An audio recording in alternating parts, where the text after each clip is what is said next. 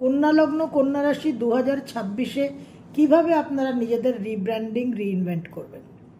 2026 সংখ্যা 1, অধিপতি গ্রহ রবি। রবি আপনাদের দ্বাদশপতি, সুতরাং দ্বাদশ ভাব নিয়ে আপনাদের চিন্তাভাবনা করতে হবে। তো প্রথম কথাই হচ্ছে এক্সপেন্স, খরচ, ব্যয়বাহুল্যতা। বিশেষভাবে চিন্তাভাবনা করুন, নতুন সিস্টেম জানুন, নিজের মধ্যে একটা সংযম আনুন যে এর বাইরে আমি খরচ করব না। ফরেন ল্যান্ডস, বিদেশ, এই বিষয়ে চিন্তাভাবনা করুন। আপনি হয়তো ফ্যামিলি কিছু রিকোয়ারমেন্টের জন্য বা নিজে ঘর কোনো বলে বিদেশে যেতে পারছেন না, এই চেঞ্জেসটা আনুন, এই কমফর্ট জোন থেকে বেরোন। আপনার নিজের ভিতরে মনের মধ্যে যে ভয়গুলো আছে সেই ভয়গুলোকে অতিক্রম করার চেষ্টা করুন। তার জন্য হনুমান চালিসা পাঠ করুন। আপনি হয়তো নিজেকে খুব বিচ্ছিন্ন রেখেছেন, আইসোলেশনে রেখেছেন, সেক্লুশনে রেখেছেন, সেই জায়গায় নিজে একটু বেরিয়ে আসুন, একটু নিজের শেল থেকে কখন থেকে বেরিয়ে আসুন। নিজের মেন্টাল হেলথ নিয়ে চিন্তাভাবনা করুন। কোনো অ্যাডিকশন থাকলে অবশ্যই সেখানে একটা রিহ্যাবের কথা চিন্তাভাবনা করুন।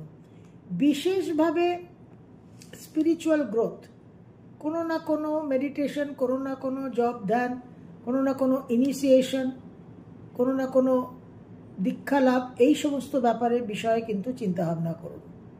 একটা এসকেপিজম, একটা পলায়ন প্রবৃত্তিকে ত্যাগ করে আরও অনেক বেশি প্র্যাকটিক্যাল চিন্তাভাবনা করে চলুন। 12th হাউস সিক্রেট এনিমিজের জায়গা, সুতরাং সিক্রেট এনিমিজের সঙ্গে কিভাবে ডিল করবেন, সিক্রেট এনিমিজকে কিভাবে আগে থেকে একটা তাদের সেন্স করতে পারবেন, সেই নিয়ে চিন্তাভাবনা করুন। এই বিষয়গুলো লসের জায়গা 12th হাউস।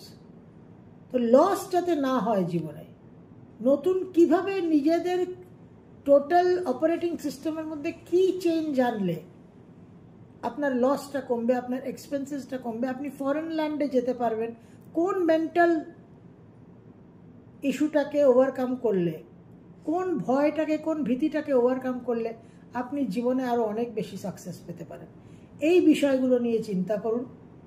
এই সমস্ত সাবকনশিয়াস ইস্যুসগুলো, এই অ্যাডিকশনের ব্যাপারটা বিশেষভাবে গুরুত্ব দিন।